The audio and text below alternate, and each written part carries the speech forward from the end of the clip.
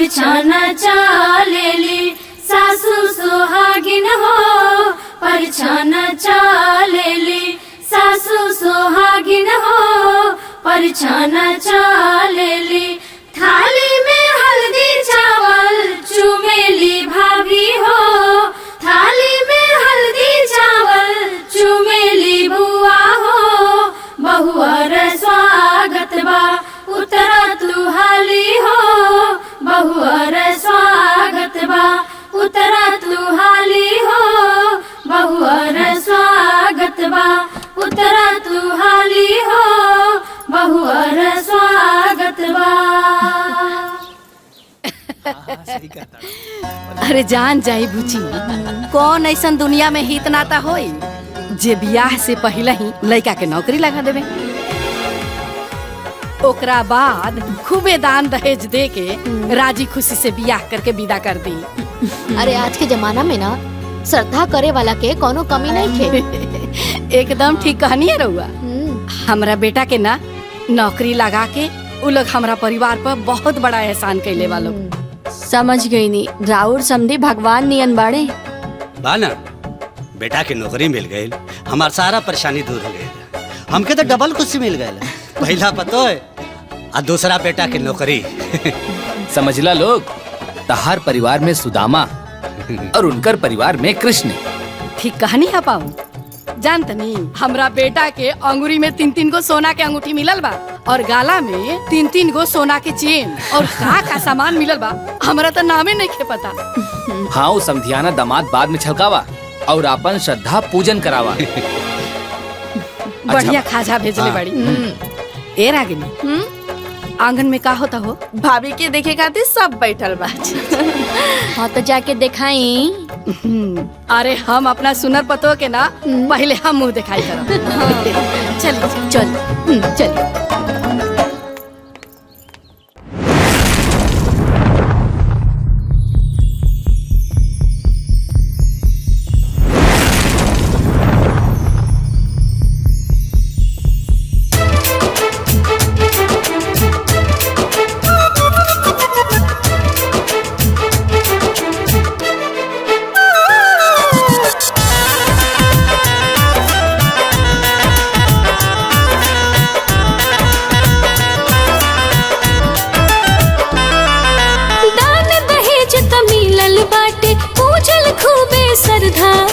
हमरा भाभी के सुंदरता आज उड़ौलस गर्दा। दान दहेज त मिलल बाटे पूजल खूबे श्रद्धा, हमरा भाभी के सुंदरता आज उड़ौलस गर्दा। रूपा देखते ही खुश मन मोर हो गइल, ही दुल्हन घूंघटा उठावते, ही दुल्हन घूंघटा उठावते घर अंजोर हो गइल, हे दुल्हन घूंघटा उठावते घर अंजोर हो गइल, हे दुल्हन घूंघटा उठावते।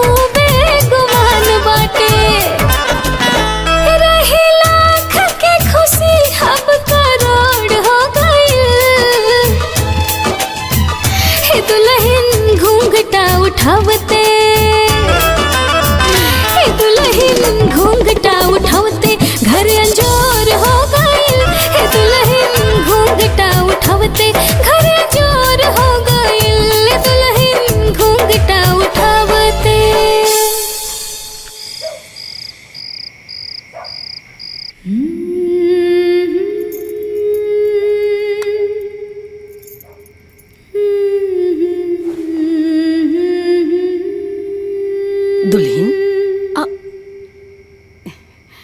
जी अरे दुल्हन खाना ना खैलू? खा लीनी अम्मा जी। अच्छा तू खा ले लू तो अभी तक ऐसे ही सब पड़ल बा। हमरा पता बा दुल्हन, जब नया नया आदमी घर में आवेला ना, खाए में ऐसे ही लाज लागेला। कबो कबो ना खाही के ना मन करेला, लेकिन हमरा एकर उपाय पता बा। ए रागिनी, रागिनी, हाँ माई, अरे जरा भैया के भेजता। अभी भेजे तानी। हाँ माई। बबुआ दुल्हन के साथे बैठ के खाना खा। माई अरे तहार मेहरारू है,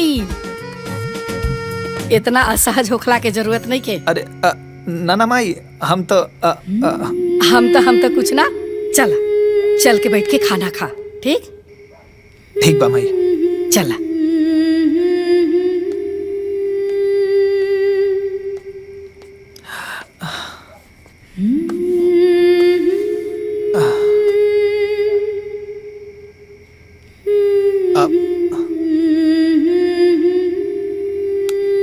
तोहार माई हमार नौकरी लगवा के हमार परिवार के संजीवनी दे देली।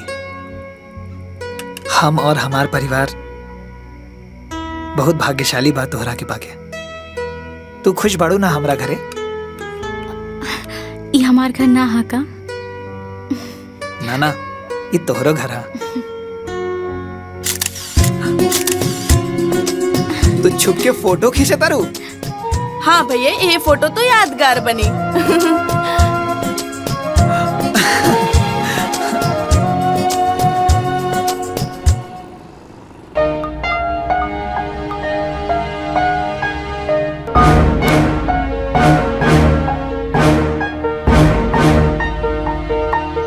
प्रणाम मम्मी। हाँ खुश रहो बिटिया। हालचाल बतावा। सब बढ़िया बा माई। सब लोग बहुत प्यार करत आड़े। बिल्कुल नहीं लागत कि कोनो अनजान जगह पे आ गइल बाड़ी। सुन के मन खुश हो गया। अरे हमार मकसद जौन पूरा हो गया। खैर छोड़ा, कुछ भी हो ना फोन जरूर करिहा। ठीक है मम्मी। प्रणाम। खुश रहा, अपन ख्याल रखिया। हाँ माई। ठीक।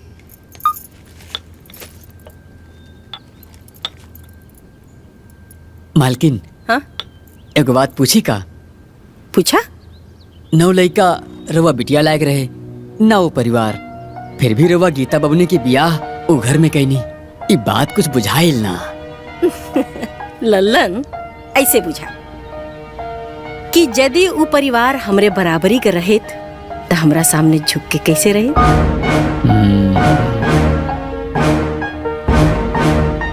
अपना बेटी के सुख के खातिर सबसे पहले हम अपने होखे वाले दामाद का नौकरी लगोनी, फिर अपने बिटिया का ब्याह कैनी और एहसान लाद देनी। अब ऊ लड़का वाला हो के भी जीवन भर हमरा सामने झुक के रही हैं, और हम लड़की वाला हो के भी जीवन भर उनका सामने तन के रहा। बिटिया के आजादी मिल गई, ससुरे में रह के भी ऊ नैहरे का सुख उठाई। कैसे? जैसे हमार बड़की बिटिया और बड़का दामाद भोगता रहे। अब बुझाए? बड़की बिटिया का जीवन तो बर्बाद कैले रहनी, अब छोटकियों को बर्बाद करे के तैयारी बा। का कहनिया? हम कहाँ कुछ करनी, रउआ जिसन महाज्ञानी के सामने हम अज्ञानी आदमी भला कुछ कहे के हिम्मत रखा तनी का? और तो काहे के हिम्मत करेनी? कहबो मत करी ना। जब देखा तो भनन भनन भनन बगल में बैठ के बस।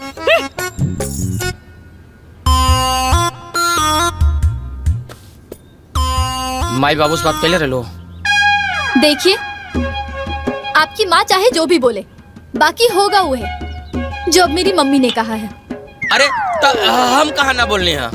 अरे तो जब ना बोल रहे हैं तो बोलबो मत करब ना।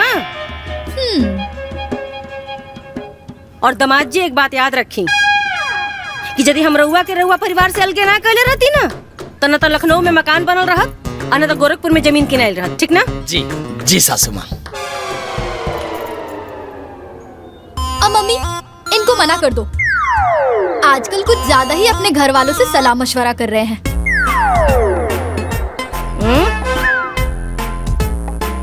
आगे हुई ना ना ना सासू माँ।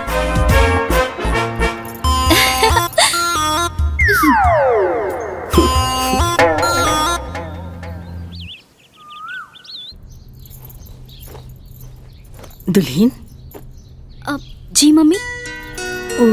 फुआ और मौसा जी लोग जाता लोग अच्छा ता वहाँ लोग के माड़ो में खिलावे खातिर जोन थरिया देहल गई रहे ना, हाँ। वो कहाँ बा? हमरा के तो मालूम नहीं खे, एक मिनट। हाँ मम्मी से पूछ के बतावा तानी। हाँ, पूछ के बता दिया। ठीक जी।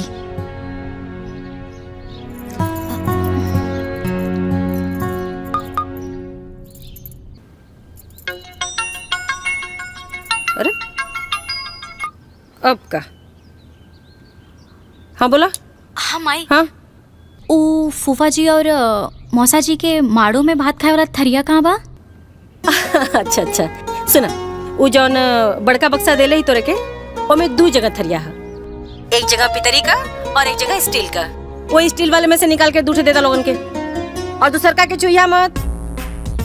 अब केहू केतनो कुछ कही उहे थरिया दिया जौन हम कहनी है, बुझाइल? अच्छा ठीक है माई, बाय। रखा।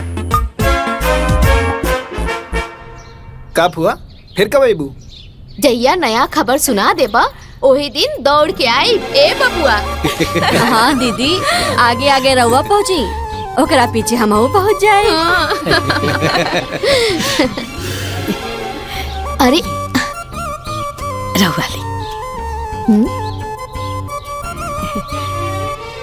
ई कहा हो? अरे उहे थरियाहाना जोन माड़ो में भात खाए बदे मिलल रहे। अच्छा स्टील के? अरे यह तो मिलल रहे। का हो, हम तो सुनले रहनी कि दुल्हनिया के मायके वाला बड़ा धनवान पैसा वाला हवन, धनगर हवन। अरे हाँ बुची, एहू में कोनो शक बा? बड़ी धनवान हो। ओही से ई स्टील के बर्तन देले हवन सन।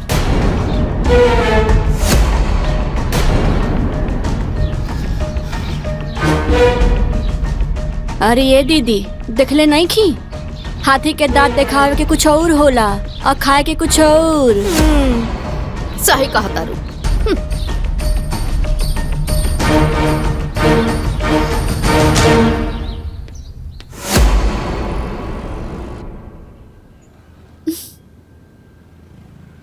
अच्छा तोर फुफुआ सास ऐसे कहलस?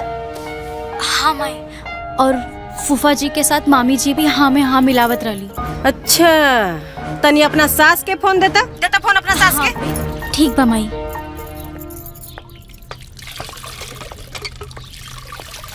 अम्मा जी, हमार माई के फोन है।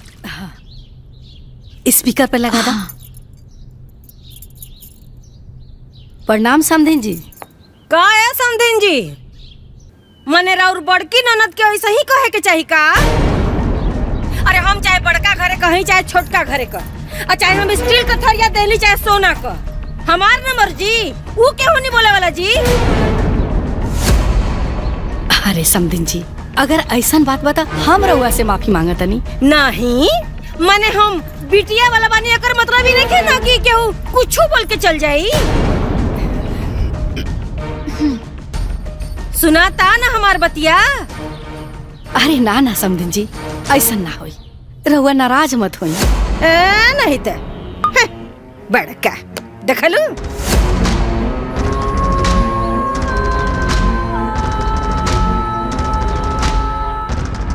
ओह माय गॉड, ये तो बहुत ही गलत बा। जानती हो माँ, एक बार इनकी मौसी जी भी ना मुझे कुछ बोली थी। तुमने तो जो सुनाया सो सुनाया, मैंने तो पूरी इज्जत ही उतार दी थी। तब से इनके घर में कोई मुंह नहीं खोलता है। काजी सही बोले ना? हाँ जी, आप हमेशा से ही सही बोलती हैं। लगाइए।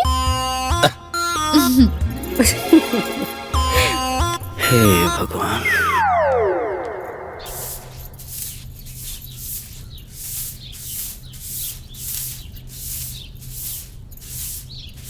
दुल्हन जी अम्मा जी। हाई तारा ससुर जी के ना सब गंदा कपड़ा बा, एकरा धो के प्रेस कर दिया। ठीक बा अम्मा जी, हम अभी ये धुल देता नहीं। अरे दुल्हन अभी इतना का आगुता हट बा, जब काम से खाली हुई है ना तब धो दिया। अम्मा जी एमे खाली होखे वाला कौन बात बा? हम अभी ही कपड़ा वॉशिंग मशीन में डाल दे और चालू कर दे, फिर ही कपड़ा अपने आप धुल के सूख जाए। Washing machine? हाँ आई। आई अम्मा जी, ई है वॉशिंग मशीन, एहमे बस कपड़ा डाले के देरी बा, बाकी धुले और सूखे में कोनो देरी नहीं की। अरे दुल्हन एगो बात कहीं अगर बुरा ना माना था। अरे अम्मा जी ऐसन काहे कहत बानी, कहीं ना। दुल्हन ई ना ऐसे ही पैक रहे दे तू ना त ठीक रही। उ कहा ना कि अब अपन रागनी भी सियान हो गई बड़ी, उनको बियाह होगी त ई सब सामान देवे ही के पड़ी ना। और राजू के तभी नया नया नौकरी लागल बा, सारा सामान खरीदे में बड़ा मुश्किल हुई। ई सब सामान रही त दिया जाई, और हाँ हमनी के जब हाथ फरहर होई ना त सब सामान खरीदा जाई। तब तक तू हाथे से कपड़ा धोई तू। ठीक बा अम्मा जी, जैसन आपकी मर्जी।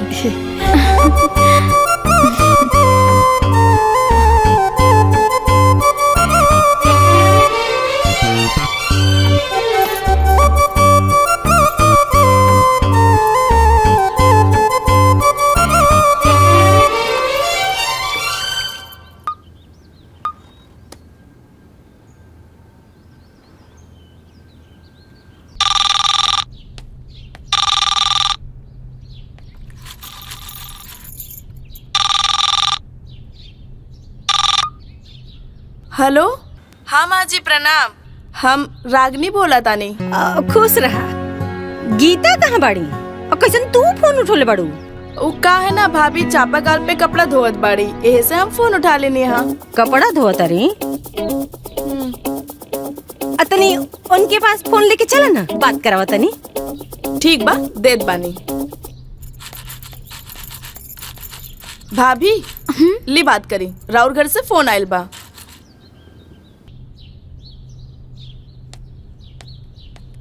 हाँ मम्मी का हाल बा, ठीक बाड़ू ना? अरे हाल चल के मुंह पिटावे, पहले ही बताओ ते करत का बाड़ी?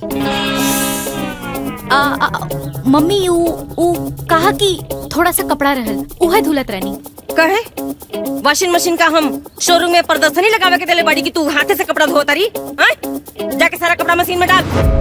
मम्मी कहा कि ओ मम्मी जी के इच्छा है कि वो वॉशिंग मशीन वैसे ही रखल जाए, वो रागिनी बबुनी के शादी में दहेज दियल जाए। का कहलुहा? रागिनी के दहेज में?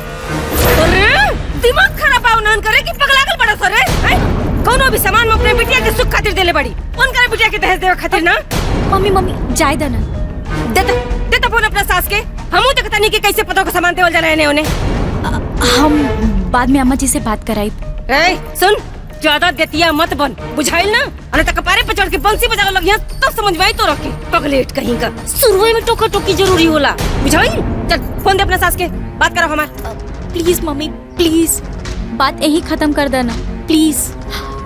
बाद में कोनो बात हुई तो हम बता दे, तब बात कर ली। हाँ प्लीज मम्मी। अच्छा तो ठीक बा, एदा पारी तो हम मान जाता नहीं, लेकिन आगे से ऐसा कुछ भी भइल ना तो बता देता नहीं, हमरा से बुरा क्यों ना होई, बता दिया उन्हें लोग के। ठीक बा मम्मी। रख फोन।